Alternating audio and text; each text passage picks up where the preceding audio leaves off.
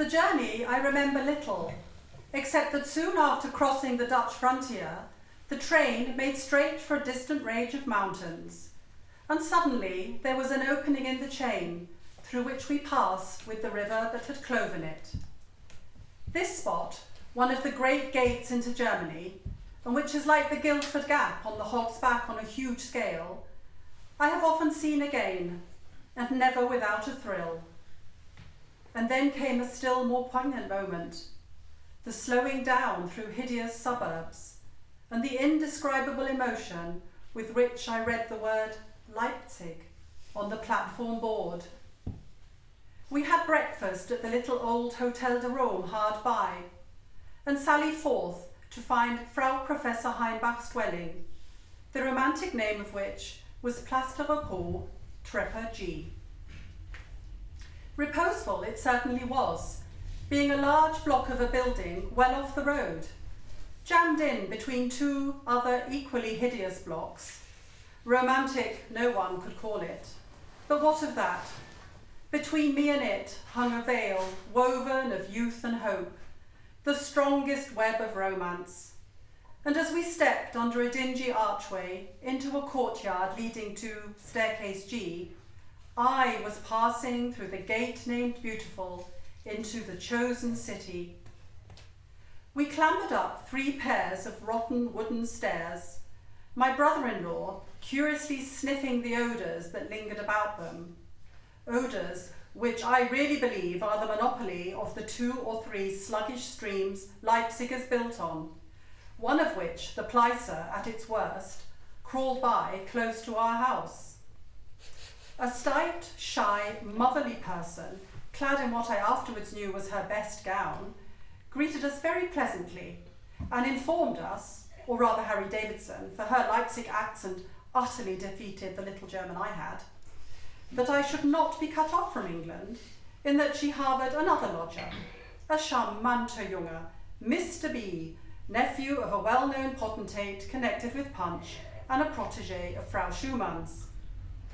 We deposited my luggage, inspected my room and the short wooden bedstead with a mountainous featherbed on it, and started off to view the town, which Harry had known in the past.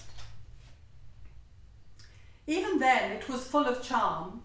The walls and fortifications were gone, all except the Pleißenburg, which, placed in an angle, pulled the whole inner circle of the old town together, and though really unbeautiful in itself, managed to look imposing with its squat tower and sturdy bulk. The ditch, as the Germans call it, had been filled in and planted as a promenade ages ago, and above it, on our side at least, for we were just without the Altstadt, the tall, narrow, tiled-roofed houses of Dürer's pictures towered in a curve above the rise they were built on and beautifully caught the evening light.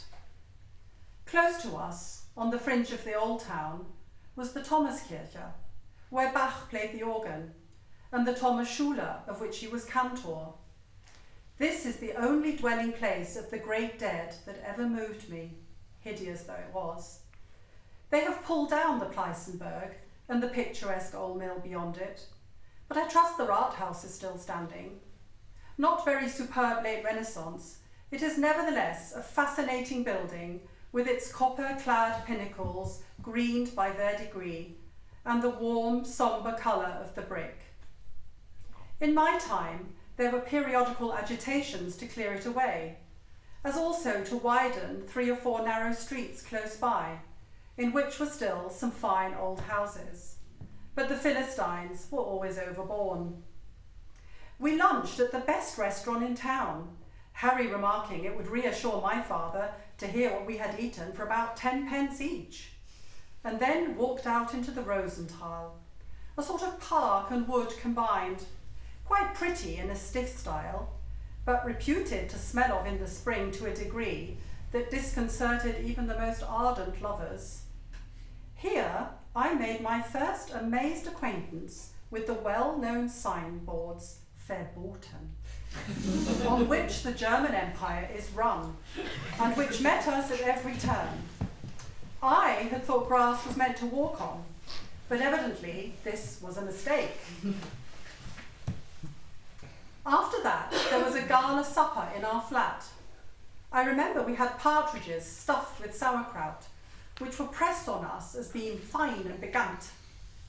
This phrase I meditated for a year or so, and eventually found out begant was the Saxon for piquant. My brother-in-law, fortunately a smoker, was finally conducted downstairs by B, aided by the light of his own matches, leaving me to my first night under a German roof. Next day, I saw him off at the station and began life in a state of wild enthusiasm that transformed the little round rolls into manna, the thin coffee dear to Leipzigers into nectar, and even invested the sanitary arrangements with a sort of local colour appropriateness. The only water the town council supplied in Place de Repos was a thin trickle from a tap in the kitchen. But as I was equal to cold tubs in those days, this was of no consequence.